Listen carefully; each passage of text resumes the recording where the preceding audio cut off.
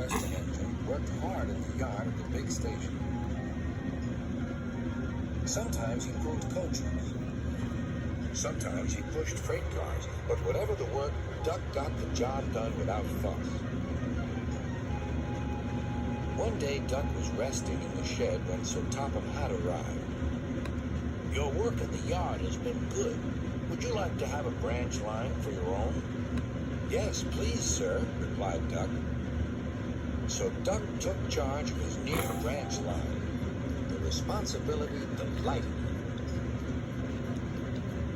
The line runs along the coast by sandy beaches till it meets a port where big ships come in. Duck enjoyed exploring every curve and corner of the line. Sea breezes swirled his smoke high into the air, and his green paint glistened in the sunlight. "This is just like being on holiday," he puffed.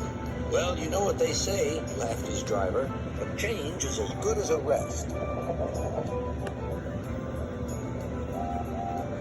Soon, Duck was busier than ever.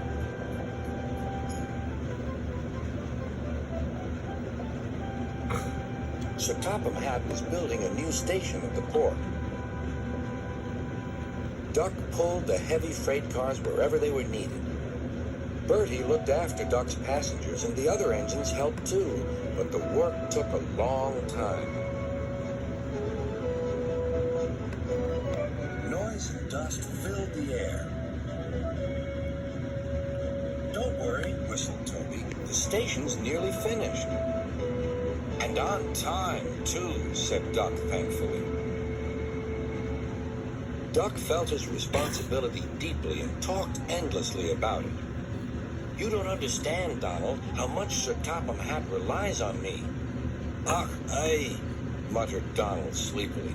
"I'm Great Western, and I—" "Quack, quack, quack." "What?" "Ye heard? Quack, quack, ye go. Sounds like ye'd an egg laid. Now wheesht and let an engine sleep." "Quack yourself," said Duck indignantly. Later, he spoke to his driver.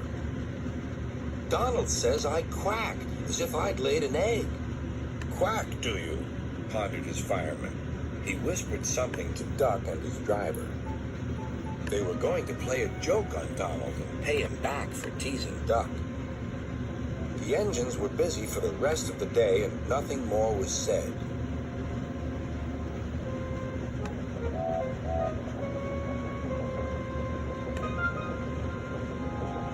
Not even a quack. But when at last Donald was asleep, Duck's driver and fireman popped something into his water tank. Next morning, when Donald stopped for water, he found that he had an unexpected passenger aboard. A small white duckling popped out of his water tank.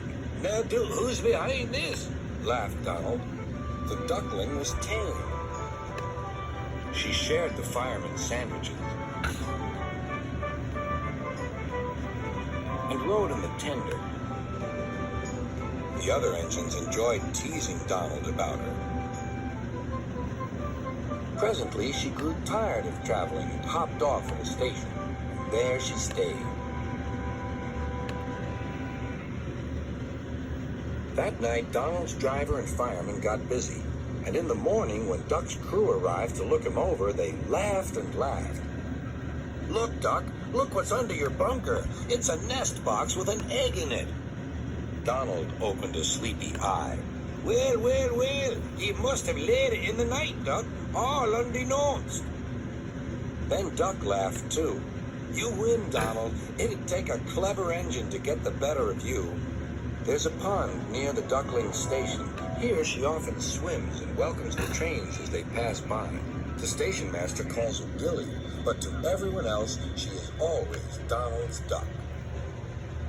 Every afternoon,